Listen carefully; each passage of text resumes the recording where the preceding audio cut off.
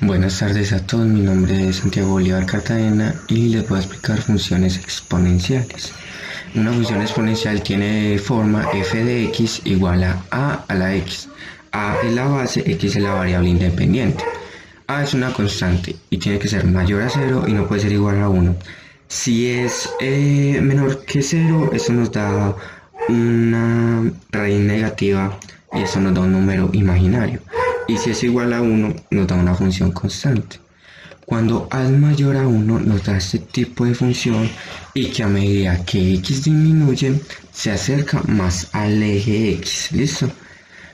Este es otro tipo de función. Cuando a es menor a 1 y mayor a 0, nos da este tipo de función que a medida que x aumenta, se acerca más al eje x. ¿Listo? Bueno, esto es que mientras a sea más grande, va a estar más cercano al eje y. ¿Listo? Acá lo podemos ver. Y esto es todo lo contrario. Mientras a sea más pequeño, se va a acercar más al eje y. ¿Cierto? Un tercio más pequeño que un medio, bueno, eso es obvio. Y aquí se ve el ejemplo. Bueno, y tenemos esta última que habla ya desde reflexión, que si tenemos esta función y esta función con estas variables iguales y mayor a 1, nos va a quedar una reflexión, o sea, esta hace reflexión de esta y esta hace la reflexión de esta. ¿Listo? Hola, hoy les voy a explicar cómo solucionar una función exponencial de la forma gráfica, tomando un punto de taller número 11, el cual es este de acá. Primero que todo reemplazamos valores de x en la función, para saber el valor que tomaría y encontrar la coordenada. Como podemos ver, le di 7 valores a x, lo reemplacé en la función y me dio el valor de y, el cual son los de la derecha. Entre más valores a x le demos, más precisa va a ser la gráfica. En este caso yo opté por hacerla en GeoGebra para que fuera mucho más precisa, ya que solamente le di 7 valores a x. Y como sabemos, si la base es mayor que 1, como Euler es 2.71, entonces la función debería ser creciente. Como vemos en la gráfica, esto se cumple. X puede tomar cualquier valor, porque en este caso x no es ninguna raíz, no es un exponente en fracción, entonces puede tomar cualquier valor, o sea que x pertenece a los reales.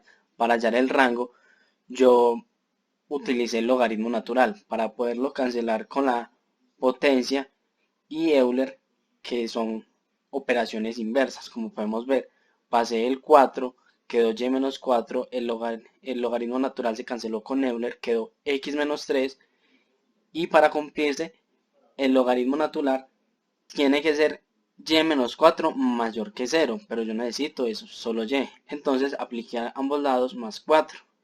Y debe ser mayor a 4. El rango de y va desde más 4. Como vemos en la gráfica, esto se cumple, porque en más 4 vemos que hay una asíntota. Las funciones logarítmicas se utilizan ampliamente en las ciencias teóricas como en las aplicadas.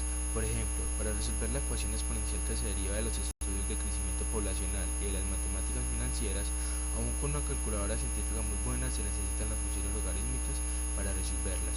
Se requiere el planteamiento de ecuaciones logarítmicas para el cálculo de la intensidad de un evento, tal como es el caso de un sismo u otro desastre natural.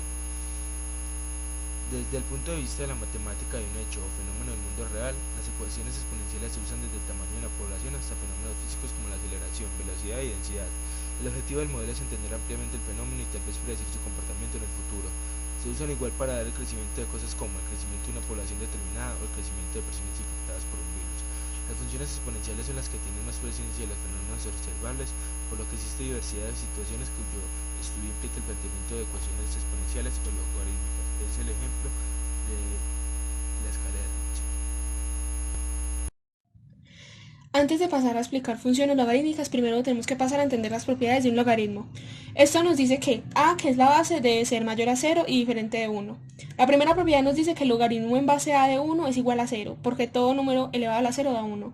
La segunda nos dice que el logaritmo en base a de a es igual a 1, porque a la 1 es igual a a. La tercera propiedad nos dice que el logaritmo en base a de a elevado a la x es igual a x, porque ax es igual a x, siempre que la x pertenezca a los números reales. Por ejemplo, logaritmo en base 3 de 3 al cuadrado es igual a 2, porque es lo mismo que logaritmo en base 3 logaritmo en base 3 de 9 es igual a 2.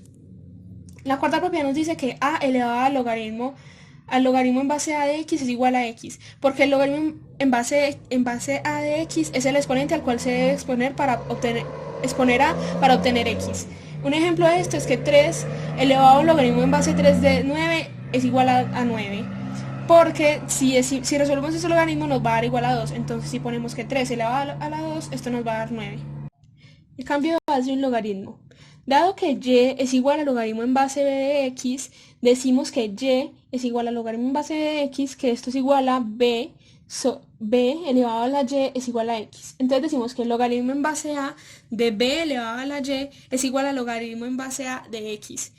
Para poder, esta ecuación tenemos que quitarle el exponente. Entonces decimos que y por el logaritmo es igual a logaritmo en base a de x.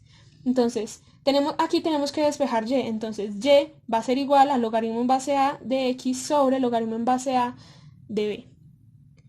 Y así tenemos que el logaritmo en base de b de x, ya que y es igual a todo esto de logaritmo, es igual a logaritmo en base a de x sobre logaritmo en base a de b. Por ejemplo, queremos resolver que el logaritmo en base 8 de 4, que es igual a x, que es la incógnita. Entonces decimos que 8 elevado a la x es igual a 4. Entonces decimos que, ¿qué tienen en común el 8 y el 4? Que son múltiplos del 2. Entonces decimos que el logaritmo en base 2 de 8 elevado a la x es igual al logaritmo en base 2 de 4. La x la pasamos a multiplicar, entonces x por el logaritmo en base 2 de 8 es igual al logaritmo en base 2 de 4. Despejamos x, pasamos este logaritmo en base 2 de 8 a dividir el logaritmo en base 2 de 4 y nos queda que al resolver que el logaritmo en base 2 de 4 es igual a 2 y el logaritmo en base 2 de 8 es igual a 3. Entonces el logaritmo en base 8 de 4 es igual a 2 tercios. Hay que tener en cuenta algunos logaritmos especiales, que son los logaritmos comunes, que son logaritmo en base 10 de a. Cuando un logaritmo está en base 10, la base no se pone. Y los logaritmos naturales, que tienen como base el número de Euler, que cuando tiene el número de Euler de base se coloca así, logaritmo natural de a. La función logarítmica y su gráfica tenemos el siguiente ejemplo. F de x va a ser igual al logaritmo en base 5 de 4x más 1. Debemos de tener en cuenta que el valor que está dentro del paréntesis, es decir, 4x más 1, debe de ser un valor positivo. Esto lo podemos expresar diciendo que 4x más 1 es mayor a 0. De aquí procedemos a despejar nuestra x y esto va a ser igual a x mayor a menos un cuarto. Menos un cuarto va a ser el mismo valor de nuestra asíntota en la gráfica, como podemos observar. De aquí partimos a hallar el dominio y el rango. Nuestro rango nos vamos a fijar en el eje de y. Vemos que parte desde menos infinito, va de una manera ascendente, va a llegar hasta infinito, es decir, nuestro rango va a ser desde menos infinito hasta infinito. Después nuestro dominio, observamos el eje de x, tenemos nuestra asíntota que es menos un cuarto, pero no lo vamos a tener en cuenta. Va a ser desde menos un cuarto hasta infinito. Eso lo vamos a tomar dentro del paréntesis porque no los incluye.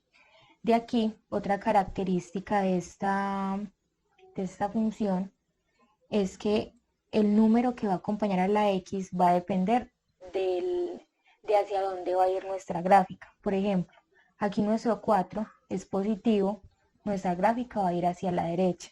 Si el número que acompaña a la x es negativo, nuestra gráfica iría hacia la izquierda.